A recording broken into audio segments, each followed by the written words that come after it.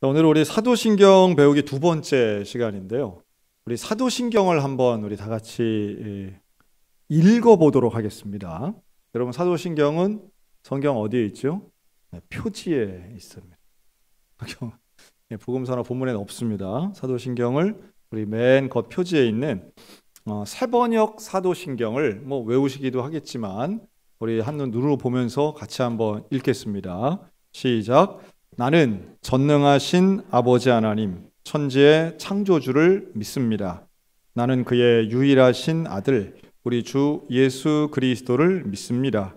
그는 성령으로 잉태되어 동정녀 마리아에게서 나시고 본디오 빌라도에게 고난을 받아 십자가에 못 박혀 죽으시고 장사된 지 사흘 만에 죽은 자 가운데서 다시 살아나셨으며 하늘에 오르시어 전능하신 아버지 하나님 우편에 앉아 계시다가 거기로부터 살아있는 자와 죽은 자를 심판하러 오십니다.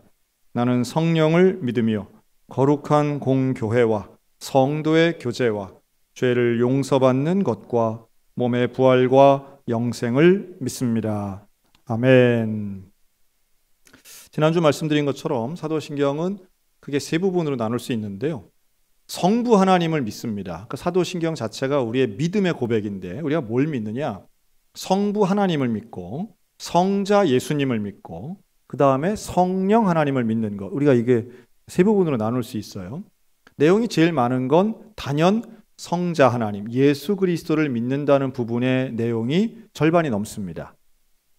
이제 지난주에 우리가 본 것이 전능하신 아버지 하나님, 천지의 창조주를 믿습니다. 성부 하나님을 믿습니다. 이 한 줄이죠. 맨 첫 줄입니다. 그리고 오늘부터는 성자 하나님, 예수님을 우리가 믿는데 예수님의 뭘 어떻게 믿는가? 이제 오늘 읽은 두 번째 문단이죠. 유일하신 아들, 우리 주 예수 그리스도를 믿습니다. 라는 거예요. 이게 두 번째 문장이죠. 예수님에 대한 설명이 유일하신 아들. 이전에 사도신경은 외아들이라는 표현을 썼어요. 외아들과 유일한 아들이 내용은 같을지라도 표현을 바꾼 이유가 좀 있다고 생각이 듭니다. 근데 어쨌든 우리 주 예수 그리스도인데 그 세 번째 문단부터는 성령으로 잉태되고 동정녀에게서 나시고 그리고 본디오 빌라도에게 고난을 받으시고 십자가에 못 박혀서 죽으시고 장사된 지 사흘 만에 죽은 자 가운데서 다시 살아나셔서 하늘에 오르시어 승천이죠. 죽은 자 가운데서 하나님 우편에 앉아 계시다가 거기로부터 살아있는 자와 죽은 자를 심판하러 다시 오십니다. 재림이죠. 그러니까 잉태, 탄생, 고난, 죽음, 부활, 승천, 재림 이걸 믿는 거예요. 그러니까 우리가 성경에 나오는 기독교 신앙이라고 하는 건 믿음이 있어야 되는데 뭘 믿느냐? 예수님을 믿는 거죠. 그리고 그 예수님의 탄생과 잉태와 탄생, 고난과 죽음, 부활과 승천, 그리고 재림에 대해서 믿는 게 기독교 신앙의 핵심입니다. 복음이죠. 그리고 이 모든 것을 다 합해서 뭐라고 표현하느냐? 우리 주 예수 그리스도. 우리는 우리 주 예수 그리스도를 믿는 사람들입니다. 자, 사도신경이 왜 필요했는가라고 하면 공통된 신앙 고백이 우리에게는 기준이 되는 거예요. 뭐와의 차이냐? 이단들과의 차이가 있는 겁니다. 사실은 이단을 어떻게 분별할 수 있는가? 이단은 다 그럴듯하고 상당히 수준이 있어 보이고 성경에 열심이고 또 하나님 일에 최선을 다하는 사람들처럼 보이기 때문에 이단의 태도만 가지고는 우리는 이단인지 아닌지 알기가 참 어렵습니다. 하지만 이단들의 신학, 특별히 사도신경을 기준으로 해서 우리가 이걸 비교한다면 결국 이단은 찾아낼 수 있는 거죠. 이제 초대교회 이단들이 있었습니다. 바로 이 부분, 그의 유일하신 아들이라고 하는 부분이죠. 이게 이제 유일한 아들이라고 할 때는 두 가지 단어가 쓰이는데요. 이제 모노게네스라고 해서 이제 모노스와 기노마이라고 하는 단어가 이렇게 합해진 단어입니다. 이게 이제 독생자, 외아들 이런 식으로 성경에서는 번역하곤 하는데요. 하나밖에 없는 창조된 존재 이렇게 표현할 수 있습니다. 사실은 우리가 이제 외아들이란 표현을 쓰는 것은 하나님과의 관계성 때문에 쓰는 것이지 아들이면 이제 아버지와 아들 이렇게 우리가 이제 생각을 하면 인간적인 관계에서의 아버지와 아들로 우리가 대입을 해서 생각하기 때문에 종종 오해할 때가 많아요. 여러분, 아버지하고 아들은 같은 사람이에요? 다른 사람이에요? 아버지하고 아들은 같은 사람이에요? 다른 사람이에요? 다른 사람이잖아요. 비슷할진 몰라도 명백히 다른 사람이에요. 그런데 성부 하나님과 성자 하나님은 다르면서 어떻다고요? 같은 분이에요. 이게 차이예요. 다른 존재이지만 같은 존재. 그러니까 이 땅엔 존재하지 않죠. 우리가 이걸 뭐라 그래요? 삼위일체라고 하잖아요. 그래서 이 삼위일체 교리는 사실 우리 기독교 신앙의 핵심적 교리이면서도 신비로운, 우리가 이 땅에서는 다른 어떤 것으로도 비교하거나 대입할 수 없어서 사실 우리가 완전히 이해할 수는 없는 교리다, 이렇게도 볼 수 있습니다. 그러다 보니까 많은 이단들도 바로 이 삼위일체 교리 안에서 이걸 이렇게 틀거나 부정하거나 뭐 어리겐이나 이그나스나 이런 사람들의 이단들을 보면 하나님과 예수 그리스도를 차별두는 이런 이단들이 많았던 거죠. 하나님이 모체고 본체고 예수님은 거기서 뭔가 떨어져 나온 것처럼 설명을 하면 이단이 되는 겁니다. 이게 잘못된 해석이에요. 왜냐하면 삼위일체는 다르지만 명백히 동등한 하나예요. 예수님과 하나님은 동등된 분이십니다. 그렇기 때문에 하나님은 한 분밖에 없는데 동등된 분이시니 따로따로이지만 일체된 거예요. 다만 따로따로일 때의 그 관계를 설명할 이 땅의 언어가 없기 때문에 아버지와 아들이라고 하는 이 아들이란 단어를 차용해서 쓴 것뿐이지, 우리가 그런 어떤 아버지하고 아들이면 어떻게 해야 돼요? 아들이 아버지 말 들어야 되잖아요. 또 명령을 하고 순종을 하는데 이제 그런 장면, 그런 것처럼 보여지는 장면들이 있습니다. 왜냐하면 예수님은 인간의 몸을 입고 계시기 때문에 인간의 언어로 기도하시고 인간의 언어로 생활하신 그 짧은 기간이 있기 때문에 우리가 그렇게 읽혀지기는 하지만 실제로는 예수님과 하나님은 같은 분이시죠. 한 분이세요. 그러니 이 신비한 그 삼위일체 교리를 가지고 우리가 바로 요 본문 유일하신 아들이라고 할 때는 우리가 그냥 집에서 태어나서 있는 외아들하고는 좀 다르다, 이렇게 말할 수 있습니다. 그러니까 인간적인 아버지와 아들의 개념을 여기다 대입시켜 버리면요, 그러면 하나님은 왜 아들을 하나밖에 없어요? 두 번째 아들, 세 번째 아들은 있어요, 없어요? 없잖아요. 그럴 수 없는 거예요. 왜냐하면 같은 분이시기 때문에. 뭐 예수님 동생도 있지 않습니까? 뭐 이렇게 나오면 이건 잘못 이해한 겁니다. 그래서 아버지와 아들의 그 관계는 실제로 그런 관계라기보다는 관계를 이해하기 위해서 차용한 언어다라고 봐야 되는 거죠. 그래서 사실은 이 유일하신 아들이라고 하는 건 유일이 참 중요해요. 유일한. 그러니까 이런 분은, 인간의 육체를 입은 하나님은 한 분밖에 없는 거예요. 그러니 이 유일하신 아들이라고 하는 이 표현 자체, 이거 나오려고 오랫동안 수백 년을 논쟁한 겁니다. 사실은 이게 우리 주 예수 그리스도라고 하는 이 단어를 우리가 고백하기 위해선 얼마나 많은 이단들과의 싸움과 여러 차례의 논의와 수백 년간의 연구 끝에 나온 거예요. 우리가 잘 아시는 초대교회에 핍박받았던 카타콤베의 그 신앙인들이 이렇게 물고기를 그리는 형상, 성지순례 같은 데 가면 이제 보기도 하고, 요즘은 잘 안 붙이는데 옛날에는 자동차 뒤에다가 그 물고기를 이렇게 많이 붙이고 다녔죠. 제 기억으로는 스텔라 차량이 제일 많이 붙였던 것 같아요. 이렇게 되는. 근데 그 안에 보면 익두스라고 5개의 헬라어 철자가 써 있습니다. 근데 이 익두스는 물고기란 뜻인데요. 그 앞에 들어가는 머리 글자 5개가 뜻하는 단어가 있죠. 이에우스, 크리스토스, 데우, 히소스, 소테르. 이게 뭐냐면 예수 그리스도, 하나님의 아들 구세주, 이런 뜻이에요. 예수 그리스도, 하나님의 아들 구세주. 이 5글자를 머리자를 맨 첫째 되는 그 헬라어 철자를 따오니까 익두스가 되는 거거든요. 그러니까 이 고백은 초대교회 교인들로부터 지금 우리에게까지 전달되고 있는 너무도 중요한 표현입니다. 예수님을 우리의 구주로, 하나님의 아들이면서 우리의 구세주로 믿는 것. 이게 기독교 신앙이고 사도신경의 핵심 사항이에요.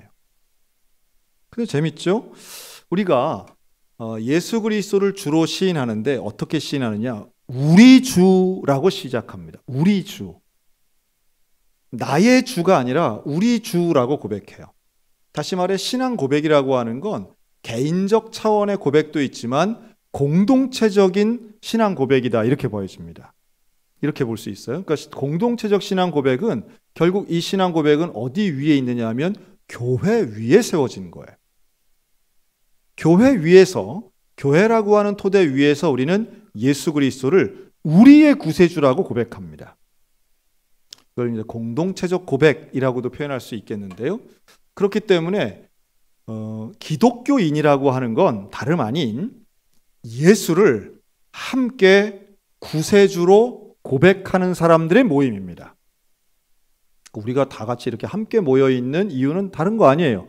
예수를 주로 고백하기 때문인 줄로 믿습니다. 그게 교회가 세워진 너무도 중요한 이유고 유지될 수 있는 근거인 거예요. 우리가 얼마나 달라요? 사람들 생각하는 가치 기준도 좀 다르고 삶의 생활 양식도 다르고 또 때로는 다양한 문화권의 사람들이 모이면 언어도 다르고 생각도 다른데 우리가 한 교회, 한 공동체가 될 수 있는 근거는 오직 하나, 예수 그리스도를 나의 구주로 고백하는 그 고백 위에 교회가 있는 거죠. 저는 그런 면에서 교회와 가정이 좀 비슷하다고 봅니다. 가정도 마찬가지예요. 가정의 시작은 어떤 관계라고요? 부부 관계잖아요. 근데 부부는 뭘로 이게 부부가 됩니까? 결혼을 통해서 서약으로 부부가 되는 거예요. 서약.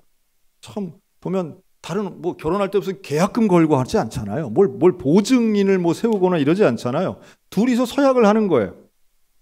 아내로서 살겠습니다. 남편으로 살겠습니다 하는 서약 위에서 결혼이 이루어지고 부부가 이루어지고 가정이 시작되는 겁니다. 교회도 마찬가지예요. 교회도 우리가 하나님 앞에 하는 신앙의 고백을 통해서 교회가 시작되는 것이지 다른 걸 가지고 시작하는 게 아니라는 거죠. 그러니 이런 신앙 고백이 온전하고 확실할 때에 이단의 공격에 쉽게 넘어가지 않게 된다. 또 잘못된 가르침이 틈타지 못한다. 이렇게 말씀드릴 수 있습니다. 지난 주간에 우리 한국교회에서 강력한 이단 중에 하나였던 베레아 성락교회라는 교회 있습니다. 베레아 집단으로 우리가 보는데 그걸 이끌었던 김기동 씨가 엊그제 돌아가셨어요. 그래서 이제 그렇죠. 아주 우리 한국 출신의 이제 한국의 그 중요한 이단의 계보를 잇는 문선명, 그 다음에 김기동, 이제 JMS 정명서가 아직 남아 있고 좀 있는데요. 이런 분들이 하나둘 이제 죽으면서 그런 건 뉴스에 잘 안 나오는 것 같아요. 네. 토요일 날 죽었습니다. 네. 그러니까 이제 이단들도 확실히 약화되고 있다는 것을 봅니다. 지금 이단들이 좀 이상한 얘기긴 한데요. 한국 교회가 부흥하고 성장할 때는 이단들도 잘 됐어요. 근데 지금은 이단들도 잘 안 되는 상황이죠. 우리가 볼 때는 우선 신천지가 대단해 보이긴 하지만 코로나 지나면서 지금 신천지 많이 한 풀, 두 풀, 세 풀 꺾였고 여전히 신천지 교회가 있기는 하지만 그러나 전과 같은 그런 위용을 떨치지는 못하고요. 하나님의 교회도 제가 많이 늘어났다고는 하지만 통일교랑 비슷하게 지금 쇠락의 길 걷고 있는 거 분명합니다. 어떤 면에서는 탈종교화가 일어나면서 타종교는 물론이고 이단들도 많이 이렇게 줄어들고 있는 건 분명한데 이렇게 이제 거기다 교주까지 죽게 되면 확실히 내부 분란과 함께 더 세가 이제 약화될 건 이제 눈에 보이죠. 근데 이제 신학을 기본으로 한 이단들은 조금 다르다 이렇게 볼 수 있습니다.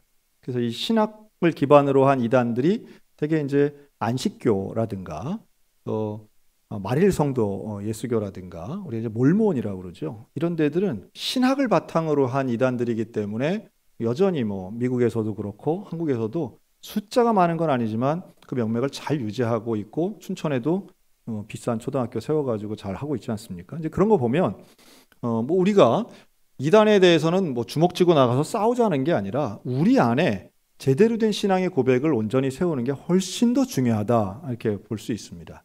더 이상 한국 교회는 이제 이단 논쟁은 거의 있지 않아요. 옛날에만 해도 한 30년 전만 해도 그냥 저 교회도 이단이다, 저 사람도 이단이다, 뭐 이래가지고 이단 공방이 상당히 많이 있었는데요. 해보니까 그게 별게 아니거든요.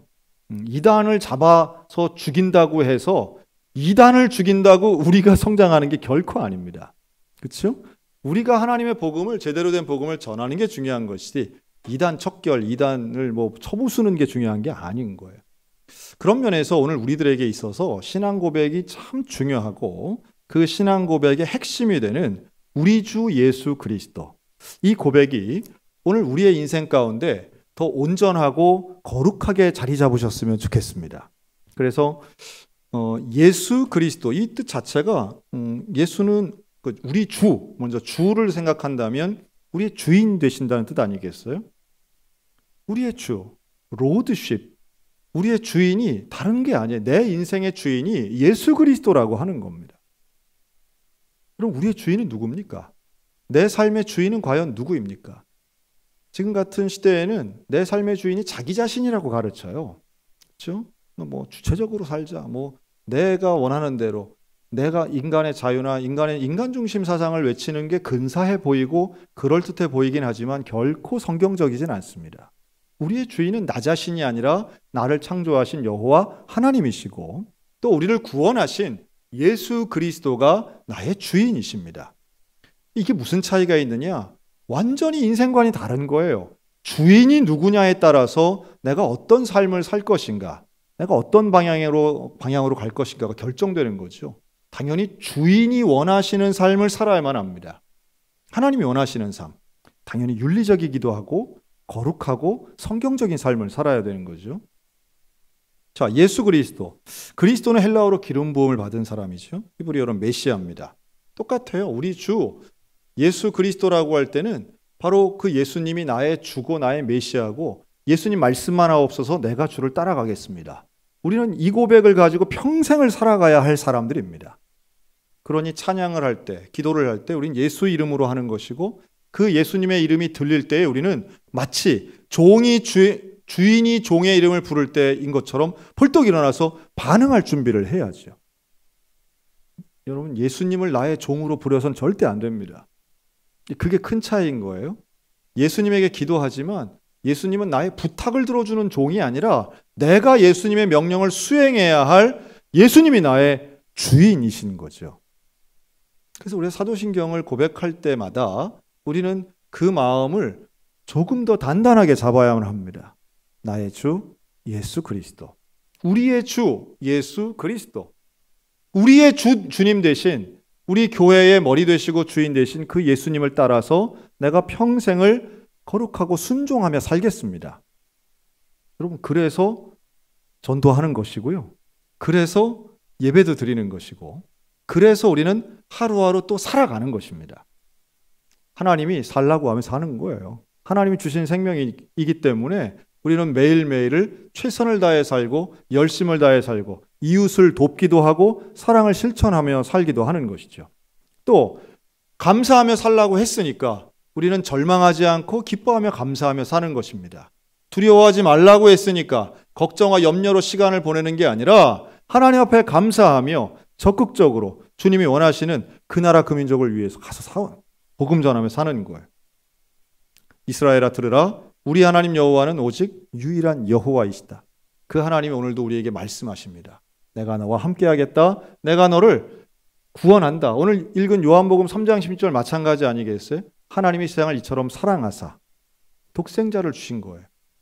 이 모든 것이 하나님 우리를 사랑하셔서 허락하신 일들인데 우리는 어떻게 됩니까?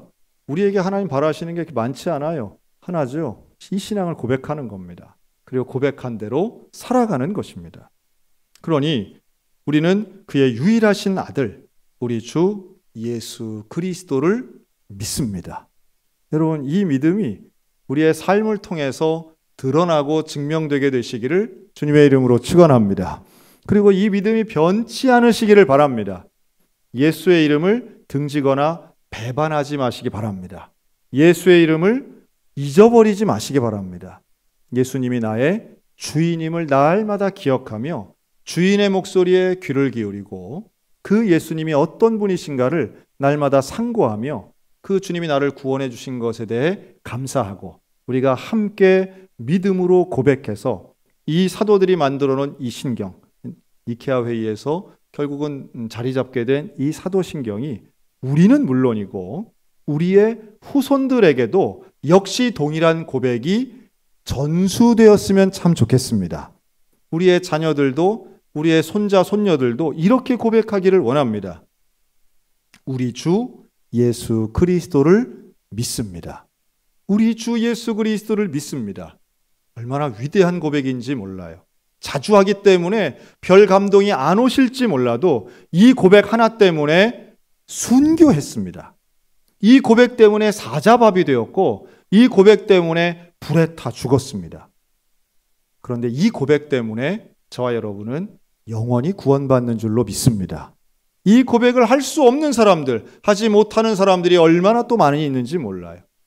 구원받지 못한 그 영혼들에게 바로 이러한 이 고백을, 사도신경의 고백을 할 수 있도록 복음을 전하는 것이 우리의 사명이고 죽을 때까지 해야 할 일이고 오늘도 우리 전도특공대가 한 일이고 우리의 자녀들에게 전수해야 할 부모의 사명입니다.